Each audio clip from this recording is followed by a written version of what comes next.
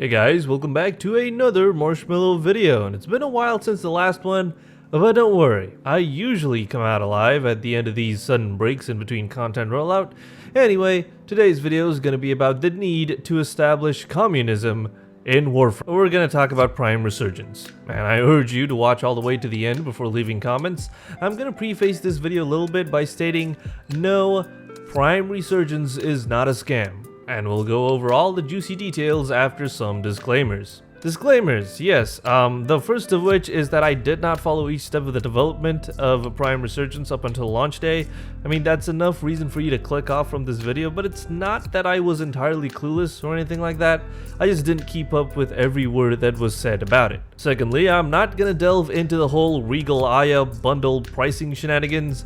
There was a community workshop put out sometime yesterday announcing that plat will be awarded along with the purchase of Regal Aya, and of course everyone is happy now.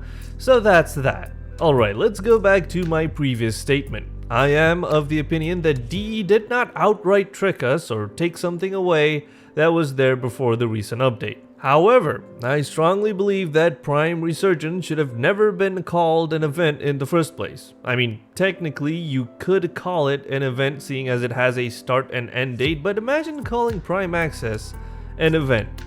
I hope you see my point here. Many were also under the impression that Prime Resurgence was going to be this time-limited event where you get to grind your ass off for premium items that were not available to most players prior. Of course, we all now know that is not the case. Is that actually DE's fault, or just players being unreasonable again? Well, I want to start by examining the stuff that got implemented into Warframe before forming an opinion, or stating my opinion, because I already formed one well before making this video. I have a question for you guys. Is there an actual point to Regal Aya? I am aware that there are reasons for another form of a premium currency that can't be traded, but I don't think any of those reasons are to the benefit of players or consumers. The argument of choice is a weak one. If you think that having tokens gives you more choice to get the premium items that you want, why couldn't the devs just implement some sort of basic cart system where you can go in and pick the frames or cosmetics or noggles that you want, see the actual dollar amount like you do for Tenogen items, and then proceed to a final checkout page where you can complete your purchase? Think about that. And while you do, I'm just going to comment a little on the pricing of Regal Aya. Don't get me wrong, DE are totally free to price Regal Aya to whatever they feel like they can get away with. It's still eye-wateringly expensive, especially for players outside of the US. I want to say regional pricing would have been nice to see, but yeah, that would probably anger a lot of players who might then feel like they're getting ripped off because they have to pay more than someone from Brazil, for example. It's also probably tricky to implement anyways. Again, Prime Resurgence is Prime Access presented in a different way. $80 for cosmetics is insane. That's a deluxe or even ultimate edition of a AAA title these days. I mean, if you got $80 for cosmetics, more power to you. Prime Access, in my opinion, was always terrible value, so that sort of continues with Prime Resurgence, I guess. I find it funny that everyone calmed the fuck down once D decided to put plat into the Regal Aya bundles, as if it's suddenly good value now. But hey, I'm definitely a minority in this. Apparently Regal Aya is selling well, and if everyone is happy, everyone is happy. But Mello, Warframe is pay to win now. They're turning into EA. This is horrible. Well, the Digital Extremes was always like EA from the start, you know, in that they're a for-profit company that makes video games, so I guess that statement is sort of true. But labeling Warframe as a pay-to-win title is, in my opinion, kind of a stretch. It's really difficult to call a game that is heavily PvE focused and one that encourages team play suddenly pay to win because they added a new form of premium currency. They could add a super overpowered Rubico Prime Sentient Edition tomorrow into the game for $100, and I still feel it would be difficult to call Warframe pay to win. Now, if that Rubico was specifically for Conclave, then yeah, the backlash would be amazing to witness. And also, let's not forget that Prime Resurgence, while 90% paid content, still includes participation for free players in the form of this thing. DE should have really put more effort into differentiating the free currency from the premium one, I feel. I can see how there could have Not saying it's the case, but there could have been the perception that since Aya and Regal Aya are somewhat similar in name, that Regal Aya was just there to, help you skip the grind.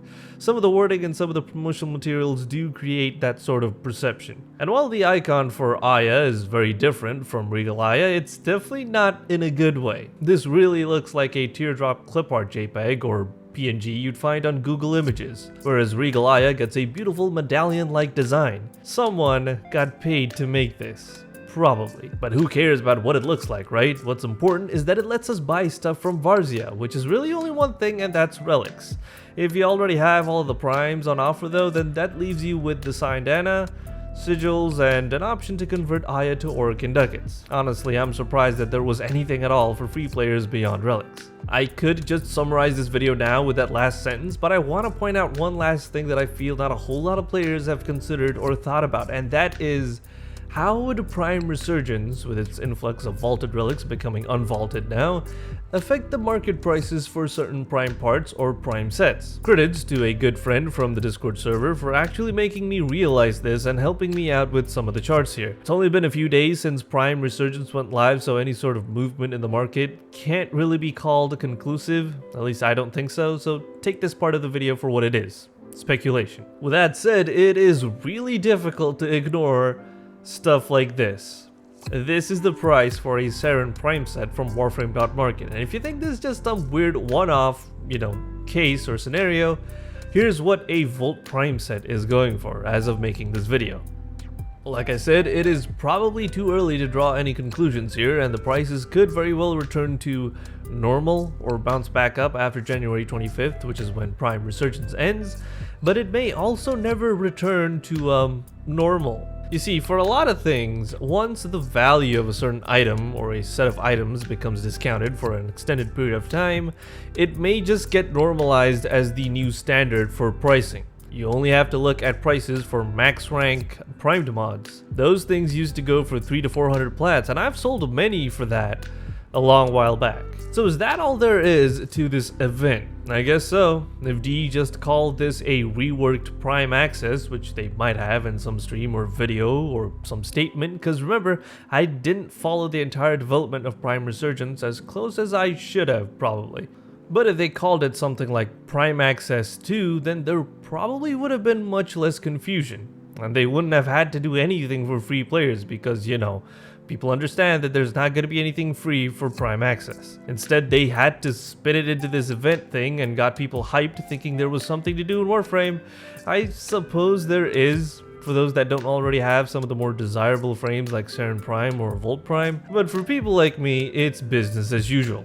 And that there's no business. And that is entirely my fault now, isn't it? Now, comments. I really want to know what you guys have to say. If you think I'm white knighting for digital extremes in this video, if anything, this video almost guarantees I'm never getting partnered. Not like they respond to my applications anyways, but I went along and made this video because I thought it would be a fun way to interact with you guys. So please do feel free to leave comments down below. Also, I have been streaming sort of regularly on Twitch for the past couple of weekends. It's lots of fun to just chill out and talk to you guys live, doing something else other than Warframe. I'd appreciate it a lot if you guys could check it out. Now, I'm too lazy to do a proper outro, so here's that one template I've been using for almost all the videos now. You see that channel logo down there? Go ahead and tap or click on that. It'll take you to the channel page. Once you're over there, have a quick look around, and if you vibe with the content, please do consider subscribing. If you do actually subscribe, thank you. Also, you might want to hit the bell icon too, because otherwise YouTube gets to decide what videos to stuff into your feed, because YouTube thinks it's smarter than you. Don't let that bot win. There's also a private Discord server you can join through Patreon from just $1. That's like what a can of soup costs. And I need many cans of soup every month. Not addicted or anything, I swear. Please, help me. You should watch these. They are great.